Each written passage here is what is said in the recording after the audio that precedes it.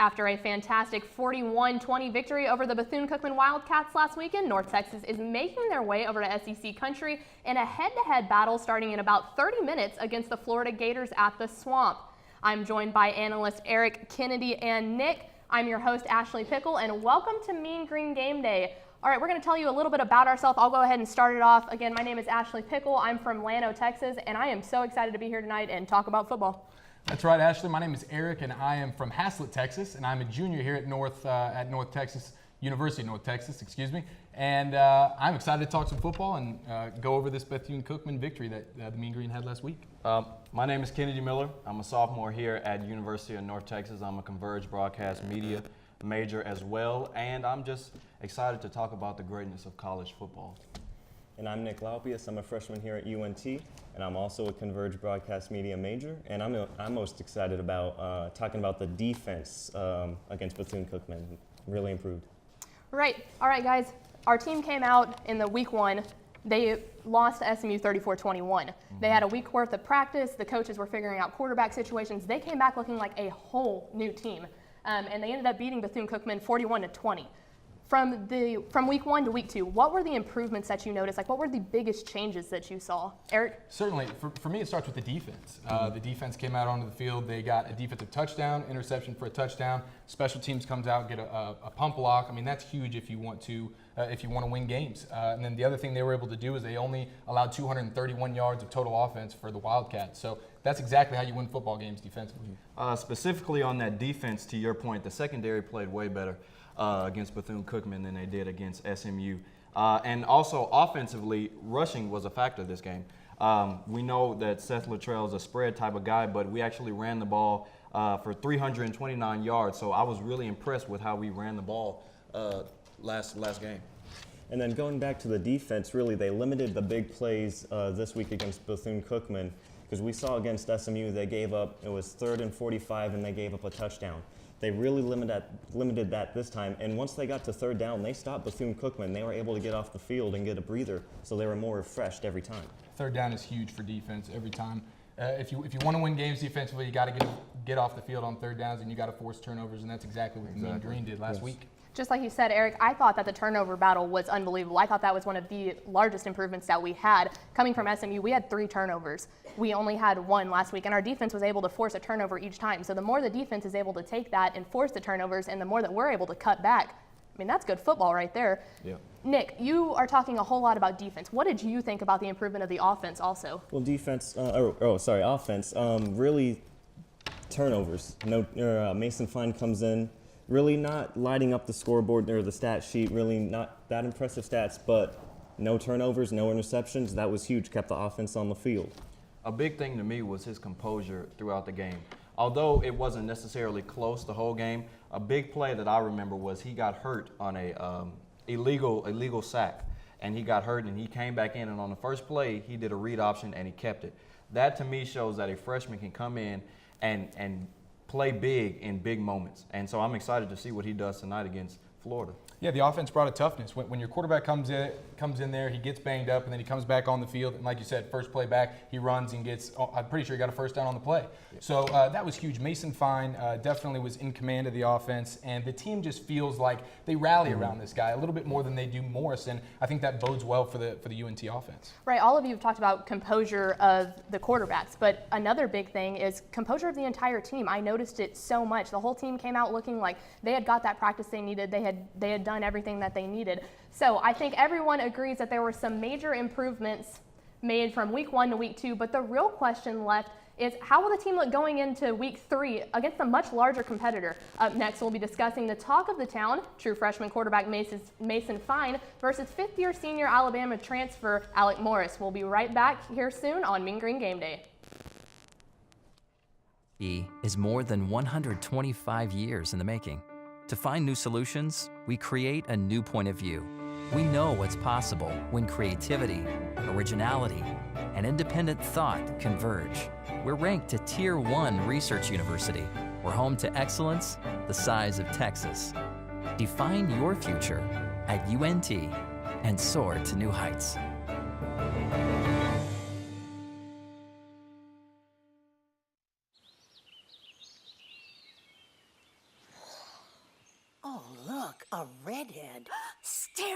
contest.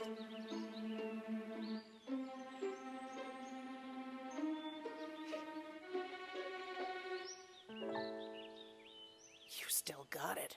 I know. Come alive with the forest. The dad was cute. You were looking right at us. Visit discovertheforest.org to find a forest near you. Alvin and the Chipmunks want to remind you, bacteria can hide in food and make you ill. Wow. But you can keep bacteria from ruining your day with 4 simple steps. Clean. I'm waiting for the rinse cycle. Separate. Cook. Fire in the hole! And chill. We chipmunks are notoriously tidy. Check your steps. The road trip to food safety starts at foodsafety.gov.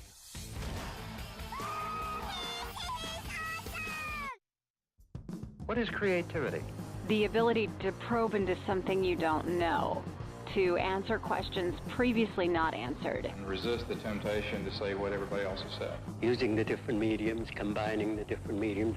It's taking what we have and reassembling it and using it in a different manner. Describes what free people do. It has something to do with dreaming. It's actually what life's all about.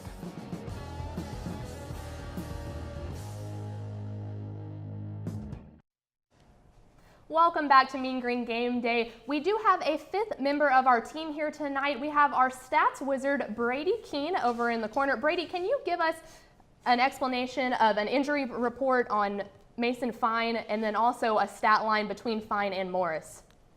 Yeah, definitely, Ashley. So last week, Mason Fine got hurt in the Bethune-Cookman game. He went down when he got hit in the knee. He took a helmet to the knee, came out for a couple plays, but came right back in. And as Kennedy said, he came right back in and ran the ball in his first play. So he looked good and then kind of sat out the rest of the game. But he's been back in practice this week, and he's looked really good.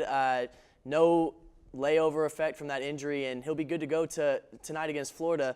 And kind of looking at the stat line between Mason Fine and Alec Morris, as you guys were talking about earlier, Mason Fine was really did a good job managing the game, the offense. His stat line was not overwhelming. He was 11 for 22 for 108 yards, no touchdowns, but the biggest number that you have to keep your eye on is no interceptions.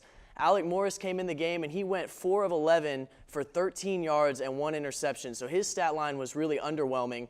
Mason Fine just kind of managed the offense, but now overall in the season, Mason Fine has 0 interceptions. Alec Morris has 4 interceptions. That's something to keep your eye on tonight, Ashley. All right, thank you, Brady, for that stat update. There you go, guys. There's the stats between true freshman Mason Fine, 5th-year senior Alec Morris. Like we said, Mason Fine has been practicing all week. He's been good. Coaches say he's good to go. But you've got to consider, he's a small guy. He's going into SEC country. Those are some big defensive linemen. He likes to rush the ball, too. You got to watch out for that. What do you think, or how do you feel about this entire situation with the quarterback? Who would you put in going into this Florida game? Well, I think Mason Fine's obviously been the best quarterback on the field between the two of them. Both of them have had at least a decent amount of playing time throughout the first 2 games, and Mason Fine's clearly looked like the better quarterback. Granted, you say he did get hurt, he did get banged up, but he came right back in the game. He ran the ball for a first down the next play, and he's practiced on a full basis all week long. So I would certainly go with Mason Fine, guys. Yep. When you said 5th-year senior, you didn't throw in 5th-year Alabama transfer senior Alec Morris. And I think that's why it's been a lot of talk about who starts, because this is an SEC game. You're going in SEC territory in Gainesville, and this is a guy that we know has been there, even though he hasn't played in the games, but he's been on those fields. He's been in the film sessions facing those defenses. So I think you give it to Mason Fine, but I think Alec Morris will need to be in his ear throughout the whole game about what's going on in this environment. And that's why it's great to have Alec Morris in this locker room here. He spent so much time in an SEC locker room under debatably the best coach in the SEC, Nick Saban. He has all this experience, and you've got him right there in Mason Fine's corner. So he's definitely, I think he's prepping him. I think Mason Fine, I think he'll be all right. It will be interesting to see how he handles the first drive in SEC territory, though. Oh yeah, it's going to be tough because it's his first road game. He's a freshman quarterback. He comes from Locust Grove, Oklahoma, 3A school. I mean, he's coming a long way from home to be in Gainesville in the swamp, one of the most hostile environments out there. And like you said, having Alec Morris all week. I mean, I think Coach Luttrell even mentioned it this week. Having Alec Morris throughout preparation all week long has been huge for Mason Fine. And in the game, he will be huge as well because he's been in those environments. Like you said, he's studied these defenses. He knows what to expect. And that's exactly why Latrell had spoke with our own Brady this week saying, listen, we got to keep Morris ready because at any point, fine, whether he gets hurt again or if it seems to be a little bit too big for him, you can feel confident putting Alec Morris in the game. And Coach Latrell alluded to that this week. And he's not a big guy. You know, on the Videotron, it says that he's listed at 6'3", but no way. No, he's probably about my height. He's probably about 5'10", 5'11". He's a pretty small guy. He's ripped, but he's pretty small. And so, you know, you're going up against an SEC defense where, to be honest, our linebackers look like they're running backs. And so, how long is the question? Would you keep him in if this game does get out of hand? But on a competitive note, he did come out and compete. I like his heart, so I would like to see what he does against Florida. You know, Kennedy, I think a lot of people say the same thing about me. You know, she's kind of short, but she's ripped. Exactly. Hey, well, you said you finished 275. Exactly. You did. Look at them. Show They're them go. huge. I'm talking about. All right. Another thing that Coach Latrell had said about Mason Fine after the game last week is he said he's very comfortable. Fine deserved it. You know, that says a lot to me. If I was the coach, if I was Latrell, I would do the same thing many of you said. I would put Fine in to start off with. Yes, he's small, but give the kid an opportunity. He's worked to get this, you know? And then that's the other thing is you have probably one of the best fallbacks that you could get going into SEC territory.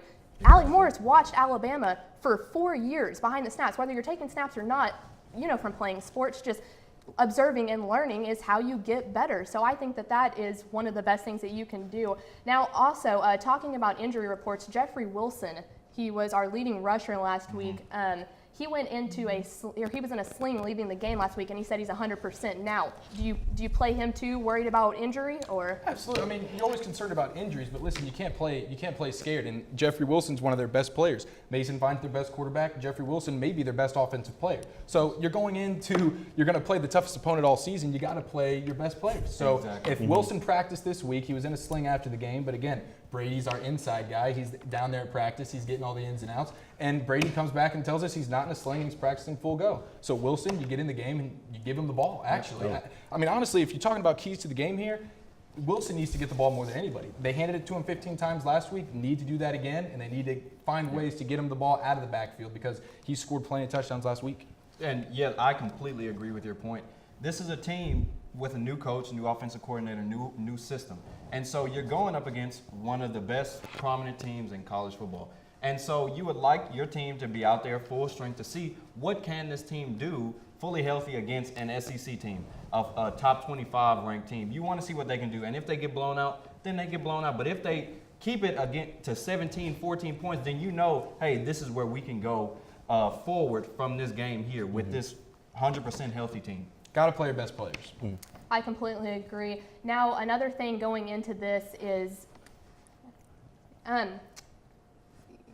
Fine, again, he's going into it with the attitude of, I want to be a starter. You saw his press conference. Morris, on the other hand, thought that he was going to walk in here and get the starting job, and now that's being taken away from him. He's going back into SEC territory, like I keep saying. What do you think his attitude going into tonight's game is going to be like? Well, again, our guy Brady tells us that Coach Latrell says specifically Coach Morris has been in Fine's corner, so to speak, all week. He's been in his ear giving him tips. And Morris is used to being a backup quarterback. He's used to getting another guy ready to go start.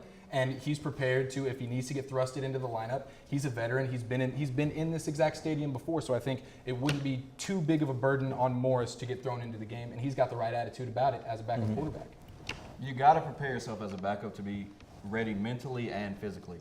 Mentally, because you're the guy that's getting the play calls, that's letting the quarterback know this is what the defenses are doing on the sideline. And physically, we talked about Mason Fine and his injury update and if he's 100% or not. And if he does go down or if the game does get out of hand, Alec Morris is 6'5", 240 pounds.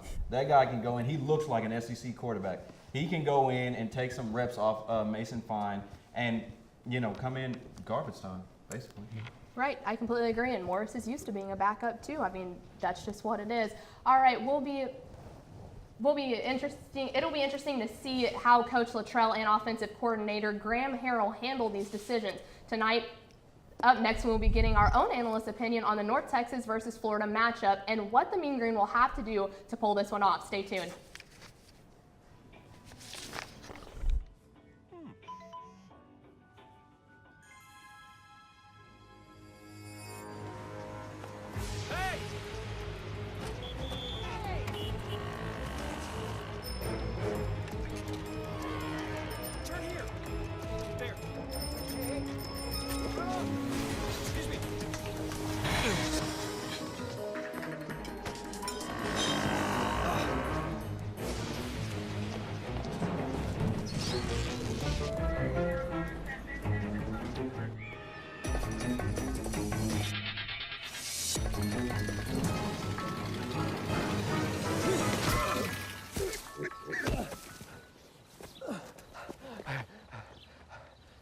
So, same time next week? Well, of course. Put away a few bucks, feel like $1 million. For free tips to help you save, go to Feed the Pig. The earthquakes you see in movies are one thing, but real life is a completely different animal. Just because you can't predict an earthquake doesn't mean that you can't prepare for one. In the event of a real earthquake, you should drop, cover, and hold on. Visit ready.gov/earthquake and practice what to do to keep you and your family safe in the event of a real earthquake. And you'll be seen as a hero by your family and your loved ones. Visit ready.gov/earthquake today. Alvin and the Chipmunks want to remind you, bacteria can hide in food and make you ill. Wow. But you can keep bacteria from ruining your day with 4 simple steps. Clean. I'm waiting for the rinse cycle. Separate. Cook. And chill. We chipmunks are notoriously tidy. Check your steps. The road trip to food safety starts at foodsafety.gov. You guys ranked teams. Welcome back to Mean Green Game Day. I'm your host, Ashley Pickle. Again, just to remind you, I'm joined with Eric, Kennedy, and Nick. All right, guys, we just voiced our opinions about the whole quarterback situation, but you know, football's a team sport. It takes more than just the quarterback being on their game to win. If North Texas wants to pull out this W tonight, what is it going to take for them to get there? Oh my gosh. Well, where do we start, boys? Because there's a long list of them. I think the key is, first of all, getting off to a good start with a freshman quarterback, his first game on the road in an environment like this. You got to get off to a good start, because if Florida gets on them early, this team can easily fold in the towel and call it a day, and this could get ugly. So you're talking about one of the best defenses in all of college football, let alone the SEC. So you got to get off to a good start first and foremost. They're playing in Gainesville, one of the toughest environments with everybody chomping down on you in the stands. And to your point, we have a young quarterback, and what you'd like to do is get some turnovers, get some special teams points, maybe block a punt this game, maybe get an interception for a touchdown. Any way that you can quiet that crowd, so when that quarterback gets on the field, it's a little bit. The voices are a little bit lower when they're playing on offense. And it goes back to defense. You heard what Luttrell said in his weekly press conference. He loved how the defense played as a unit. They played as an 11-man unit. That's what they need to do this week, especially against this Florida team who just has an amazing passing attack. They need to stick together, and they need to play as a unit.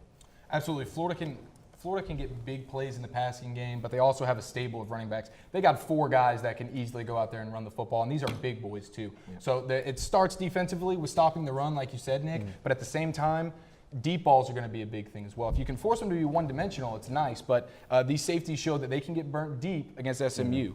And Florida, I mean, they racked it up 300-plus passing yards last week, multiple touchdowns. So the big plays and stopping the run defensively is huge. Getting off the field on third downs, Nick, that's what they did great against Bethune-Cookman last week. They're going to have to do that again. And then, like you said, turnovers. I mean, that's what it's going to take. But it's really going to take a perfect – I mean, would you expect probably some trick plays? I'm expecting Coach Luttrell, throw the book at him. I mean, a fake punt, onside kick. Open the game with an onside kick. Do something crazy, because that's what it's going to take. Trick plays, surprise them, and hopefully with them playing Tennessee, number 15th ranked in the country next week, maybe they're overlooking UNT a little bit. That's what you can hope for. What do they have to lose? Exactly. You know, everyone knows going into this game, no one's really expecting North Texas to win. No. They're the underdogs. If you're the underdogs, and if you're the underdogs by as much as we are, go for it, man. Have fun with it. I think that's what we're looking for. And I also want to say, I think each of you know what you're talking about. I feel like I know what I'm talking about when I'm talking about sports, but I think all 4 of us have agreed that the real brains behind this operation is our man Brady over there on the corner. So Brady, can you give us your opinion on this matter? Yeah, Ashley, you know, I think the biggest thing, like you guys mentioned just now, is Florida has a big game next week. The Florida-Tennessee rivalry is a big rivalry. I mean, those are 2 historic programs that are going to be going at it next week. They're both going to be ranked in the top 25 again. So, you know, that's Florida looking ahead to that is a real possibility. If you guys think back to 2013, Florida lost at home to Georgia Southern. I mean, North Texas is North Texas, but Georgia Southern is Georgia Southern. So, I mean, when you keep that in mind, it's definitely possible. So, with that big game next week, I mean, you got to keep that in mind when you watch the game coming tonight. Ashley. Great, thank you so much, Brady. And another thing that I think we need to focus on is against ranked opponents, North Texas is 1-49, I believe. That is not a good stat. 1-0 against Florida, though. Exactly. Our Great lone stat win there. in 1974 was against Florida. Do you honestly think that gives them any sort of hope? I mean, going into this, if, you know. Listen, nothing from 30 some odd years ago gives me hope about anything. I'm not looking back that far. The thing that sticks out to me is the 1-46, and that's the big thing here. The other thing is when you look at Florida defensively, they have the second best team defensively in the FBS in terms of yards allowed per game. They're giving up 168 yards per game. That is incredible. They have NFL guys in their front seven and in their back end with their corners. You saw one of their corners jumped a wide receiver screen last week. I mean, they have athletes all over the field. This is going to be an incredibly tough matchup. And again, a freshman quarterback starting his first game on the road in Gainesville. He's from, I'm going to say it again, Locust Grove, Oklahoma. It's a 3A school. No, you haven't heard of it. Neither have we. It's okay. So it's going to be a tough one for the Mean Green today. And they're also playing against some big-time players, to your point. Luke Del Rio is the son of Jack Del Rio, the Oakland Raiders coach. Also, the running back, his last name is Piron. I can't think of his name right now, but his cousin is the great running back at Oklahoma, Samaje Piron. So good genes. You got some good company that they're going up against this today, actually. Right. All right, guys. Well, we are leading us into our final segment coming up after the break. We will be giving you our predictions for the big games tonight. Stay tuned. Why do so many students transfer to UNT? Because we're transfer friendly. We make transferring easy and support you every step of the way.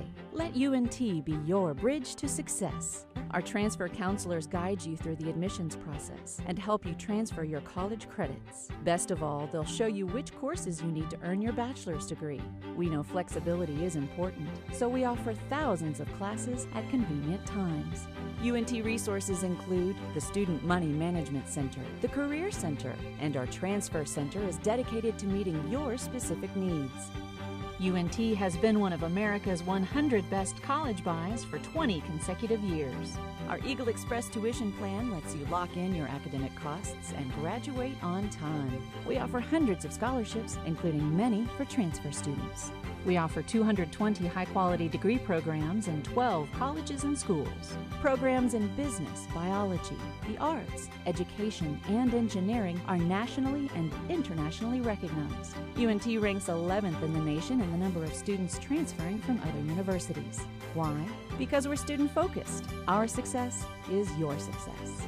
Visit our website and contact a transfer counselor today. Start building your bridge to success at UNT. UNT is more than 125 years in the making. To find new solutions, we create a new point of view. We know what's possible when creativity, originality, and independent thought converge. We're ranked a Tier 1 research university. We're home to excellence the size of Texas. Define your future at UNT and soar to new heights.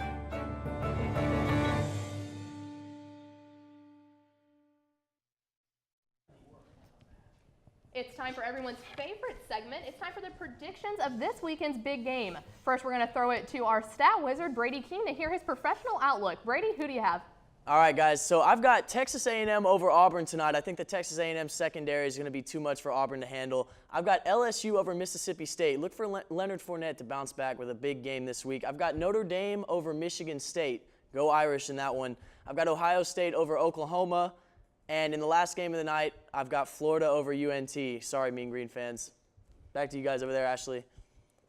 All right, that was our professional outlook on that, so we'll see how close we get to Brady. Now, first one, Texas A&M versus Auburn.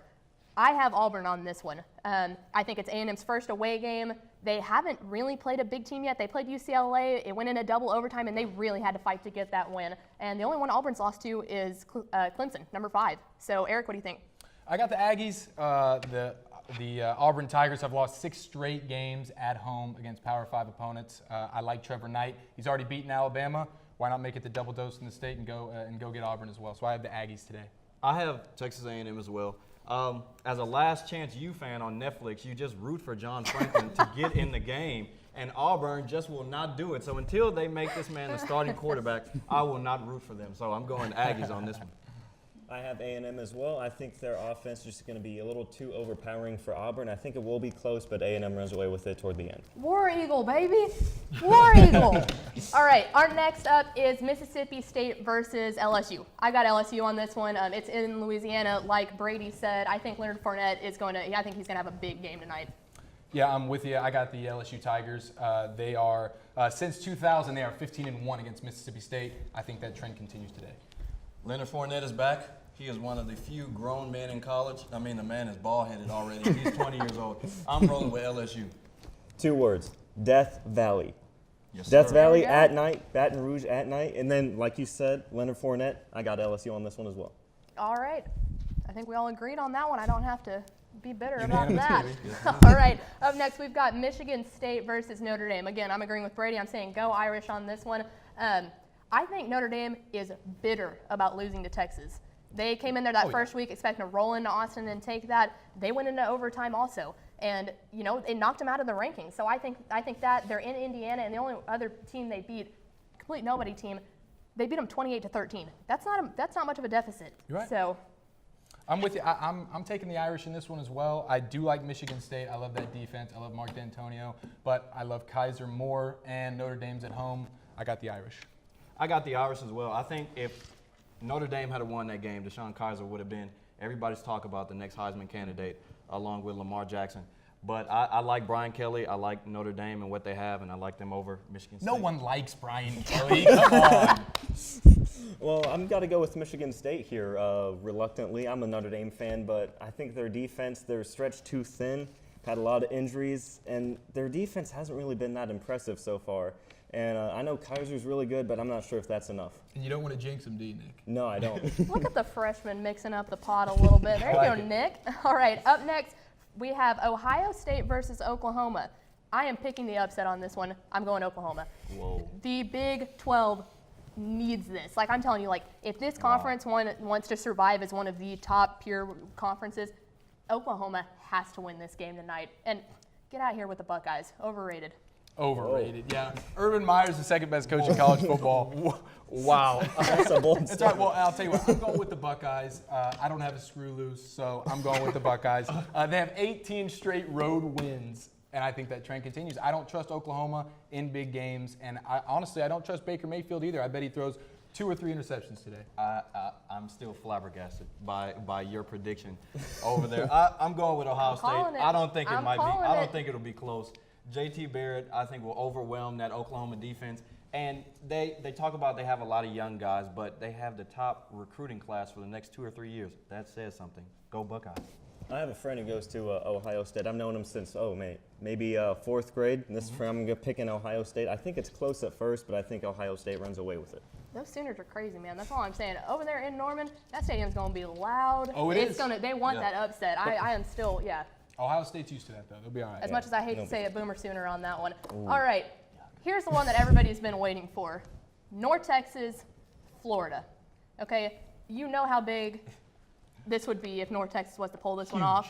I'm going Mean Green all the way, baby. Of course she is. Of course she is. Well, again, I won't say yes. I'm going with the Gators.